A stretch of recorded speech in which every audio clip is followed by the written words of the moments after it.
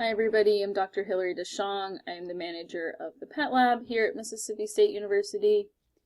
So just starting out with a little bit about myself, I actually grew up in a very small town in Pennsylvania, South Central PA, like 2-stoplight town.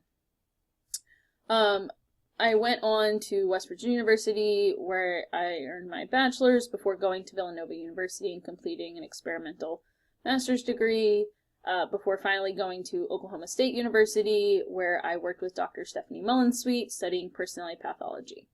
So I'm currently a 4th-year assistant professor here at Mississippi State University, and my overarching career goal would be is to better understand these underlying components of personality pathology, personality traits, so anything cognitive, emotional, or behavioral, with the long-term goal of developing more effective treatments.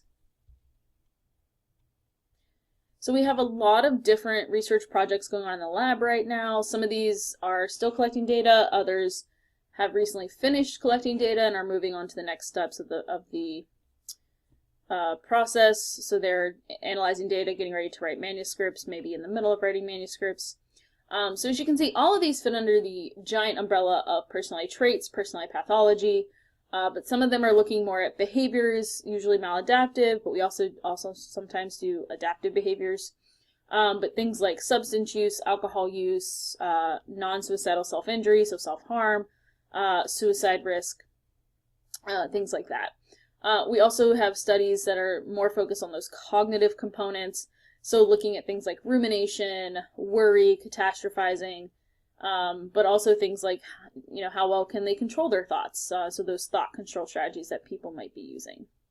And then finally, also looking at things like childhood risk factors, so childhood adverse events, childhood personality or temperament, and childhood experiences that might predict long-term adulthood symptoms, things like borderline personality disorder symptoms and suicide risk.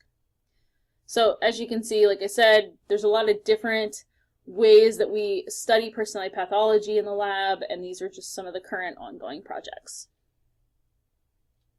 So what am I looking for in a grad student? Well, obviously I'm looking for somebody who's interested in personality pathology, but I'm also looking for somebody who's really motivated, a self-starter, they're very organized, very excellent time manager. I do the junior colleague model within the lab. It's how I was trained both at Villanova and at Oklahoma State University. So it is my preferred training method as well. So part of that also means, though, that you also get the opportunity to do mentoring usually with undergrad RAs in the lab. We have anywhere between like 4 and probably 7 RAs in the lab in any given semester. So plenty of opportunity there in terms of mentoring. So I'll end with just some fun facts about me and about the lab. So first off, I have 2 adorable black cats, Remus and Romulus, and then I have 2 adorable dogs, Onyx and Ebony. But maybe the more interesting fun fact for those of you who did watch Tiger King, most people watched it early in quarantine. I have actually been there. While in Oklahoma, we did take a little mini weekend vacation getaway, and we kind of stumbled upon Joe Exotics while we were in the area. Literally saw a sign for it, and I was like, let's do that, because I do really like, obviously, cats, but particularly big cats. So we did go, and that picture is from that, from Joe Exotics. So, and then lastly, just to let you guys know, we do a lot of things in the lab in terms of being very active at conferences. We've gone to several different conferences now. Obviously this was pre-COVID, but I anticipate us picking that back up within the next year or 2. And then the other thing we do is we do different social events. So we've done pumpkin carving, we do a holiday gift exchange, we've done, usually do a big lab get together in April or May when the semester is ending for the year. So we do several social events. So then I would say that the lab in general is pretty tight knit.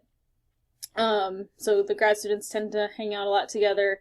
We'll do game nights and stuff like that. So again, very junior colleague model style here.